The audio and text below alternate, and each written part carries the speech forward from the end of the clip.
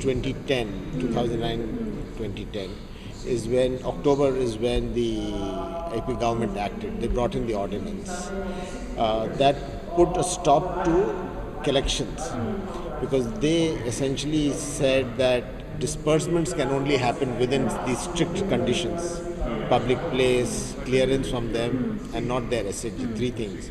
But effectively that led to the stopping of the supply of credit.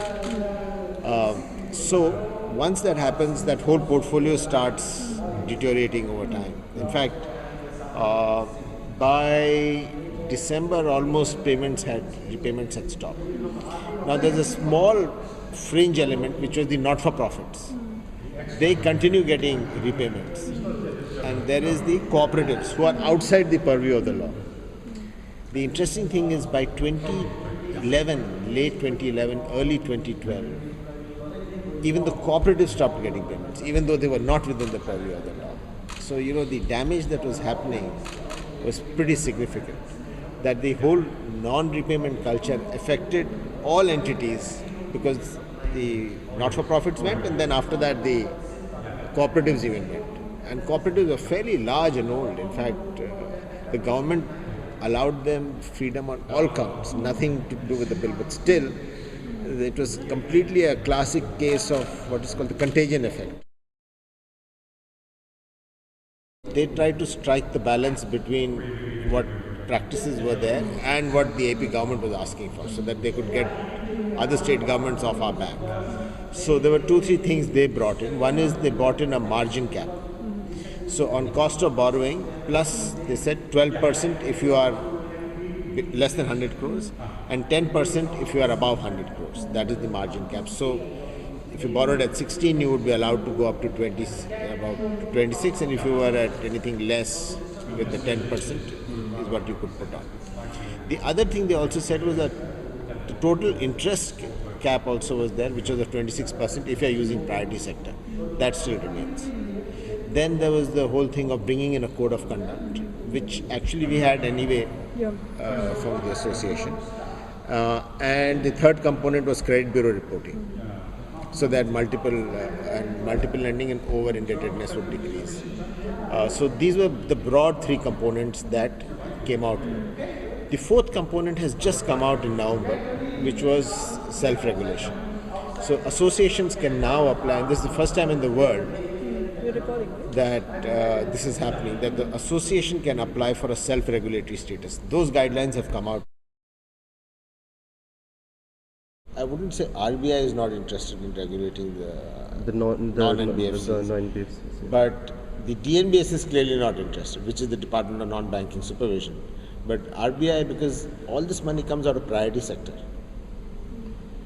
So the priority sector department is definitely keeping a close eye on it. In fact, actually, the way it is playing out is that the rules have been brought out by DNBS, but all the banks are enforcing the rules on the priority sector portfolio, irrespective of what entity you are. So what your legal form is doesn't matter. You still have to follow those rules. If you see Malegaon committee says that essentially, if you read everything together, RBI is one of the regulators. Then supervision is divided between the banks, who are supposed to do supervision both at headquarters, and it's very specifically mentioned at the branch level. Then the role of the association. So to your point as to how this will pan out, they see all these 3 working together. So the reports that the banks will be getting on the portfolio from the rating agencies will be a very critical part of building the regulatory and supervisory. So the rating agencies will work in tandem with the banks. And that's why, to Monica's point about what are we looking at, we'll be looking much more, I think, on the customer side stuff.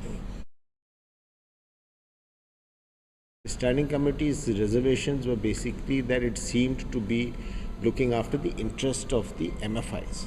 AP government, by its intervention, effectively raised the question, who is RBI to supervise markets in states? It is our jurisdiction, because the clients were being subjected to ABCD and they were committing suicides, and everything that they could throw, they threw into that case. So my submission is that even if we function as an SRO, we are subject to being questioned tomorrow at the state level. Who the hell are you?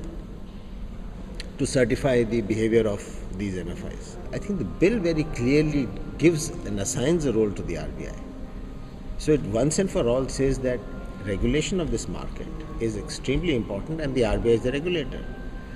Because the second point that the AP government says is that these guys are not linked to the banking sector. They are not doing banking, they are doing money lending.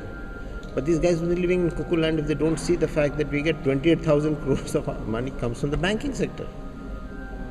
So it's there has to be the same regulator. Because otherwise the banks are not going to provide you the money if the regulator is different. So I think these are two very fundamental parts of the bill that are not playing out in the debate.